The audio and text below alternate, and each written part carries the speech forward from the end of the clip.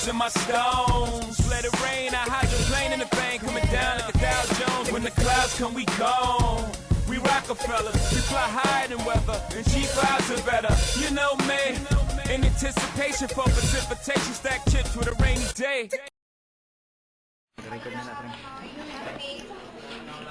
Hoy, ikaw. Hoy. Yung mga hindi na tayo visit ka. Isang araw ng umaga, bumabiyahe ang pagkuhan ng pagkiyang pagkuhan at magawa sa bakal at hirap na pagsalunga sa malakasaan ng ilong Pasig. Ang vapor ay mayroong sitwaan dahil sa sipol at ingay ng makina nito at ito ay bumubunga ng maitim na usok. Ang sakay sa vapor ay karaniwang Indio, Incheck at Sisong at sisisikan sa vapor. Isang araw, may babae kumot ng sungit at makapalang make-up sa kanyang mukha at nilalait niya ang mga barkong sasakyan pati na ang kanyang mga kasama sa kubyerta.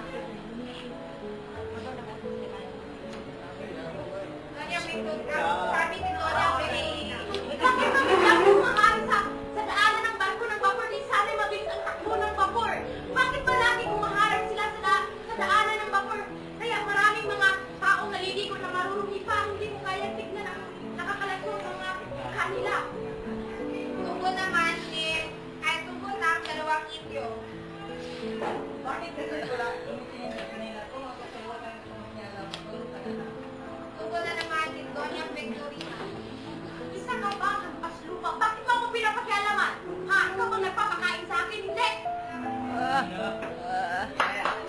Pagkatapos ay pinabayaan na lang nila si Doña Victorina at masama ang pagkaramdam nito dahil hindi ito pinapansin ng mga taong nakasakay sa kubyerta sa vapor.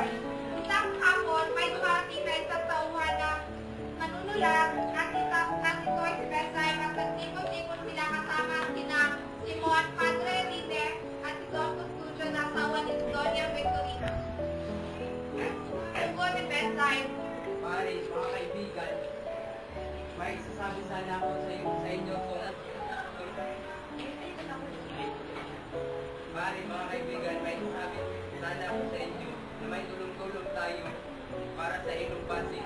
Dahil sobrang dumi nito, kailangan natin sa paglilinis. Tubo ni Simon.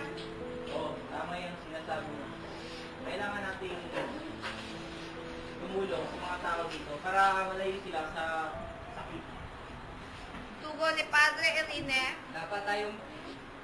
Dapat natin gawin ngayon ay pupunta tayo sa bayan at pag-usapan kung ano ang dapat na gawin. Don Custudio. Pare, sa atin, walang problema ang daw tulong para sa bayan. Isang araw ng umaga na simula ng pagtulong-tulong, lahat ng mga tao sa bayan ay nagtutulungan para sa ilog na maraming mga nakatapong mga dumi at nakakasira sa katawan ng tao at hayop.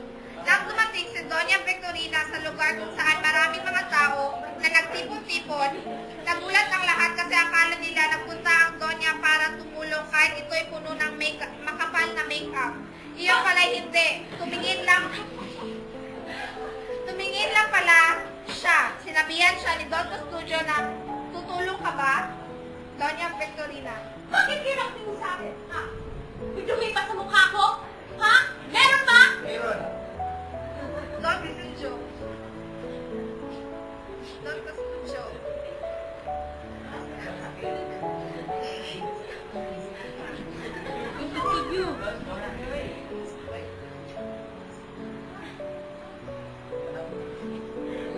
Wala ko sinutan na ulo.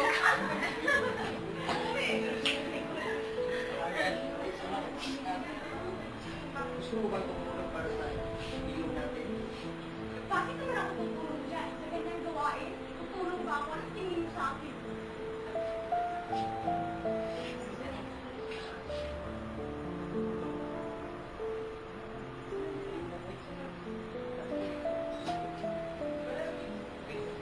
Don Custudio.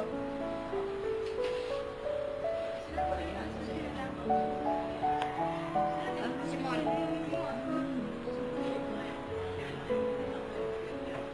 Yung bruha mo.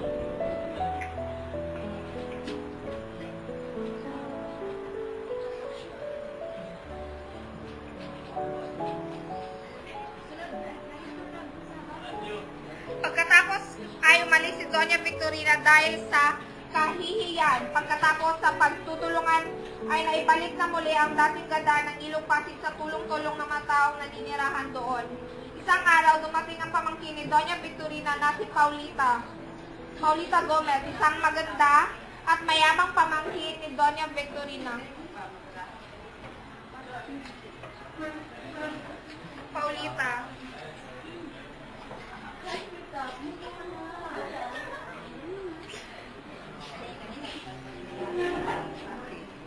Ay, naku, ina. Okay lang talaga ako. Gusto na pag-aaral.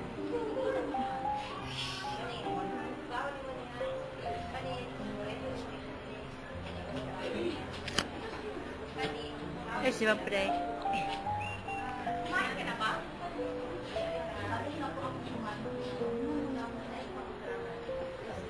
Papahinga ka muna doon sa kwarto.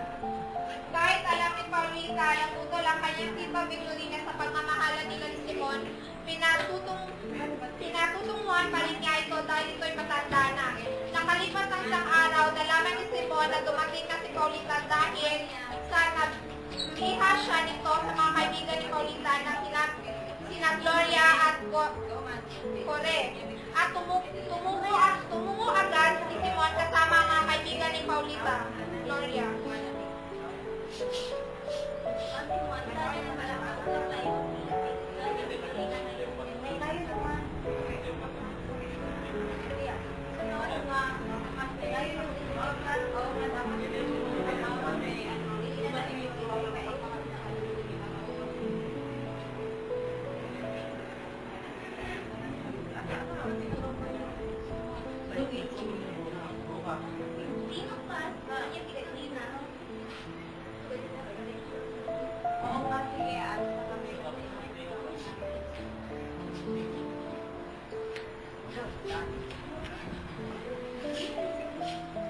Pagkatapos silang iatid si Simon, umalis din agad sina Core at Gloria.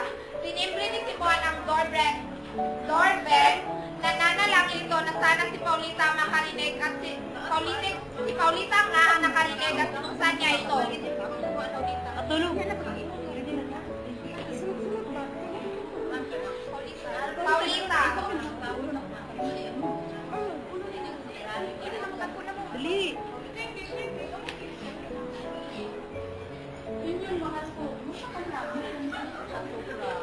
Correct. Di mo lang alam, hihintay talaga kita. Gusto ko na, sana ngayon, sana magpakasal na tayo.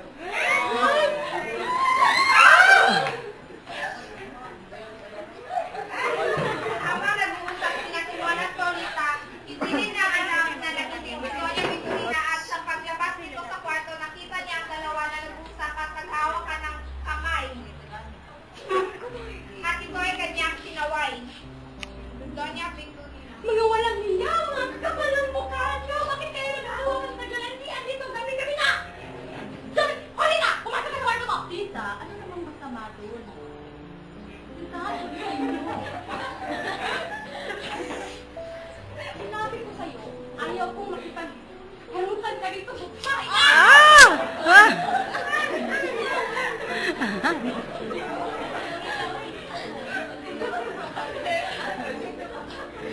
Tita, wala kang karapatan para pumili kung sinong maging kasama ko habang buhay.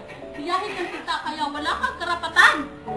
Pagkatapos sa pagtapal ni Doña Victorina kay Paulita, umalis sila Simon at Paulita dahil sa pagtatalong ito.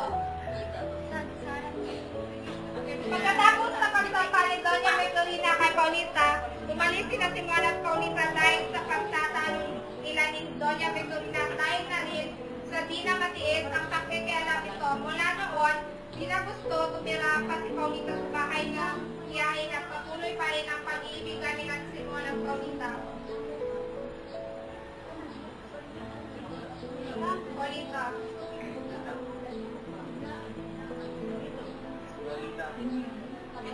Paulita. Gusto ko na sana tayo magpakasal. Oo, mahal ko. Kasama tayo habang buhay. At walang pagkakas lang sa atin. Kiss, kiss. Mula nang umalis si Paulita sa Vichibon. At doon nagtatapos ang aming kwento. Cheer. Rihanna.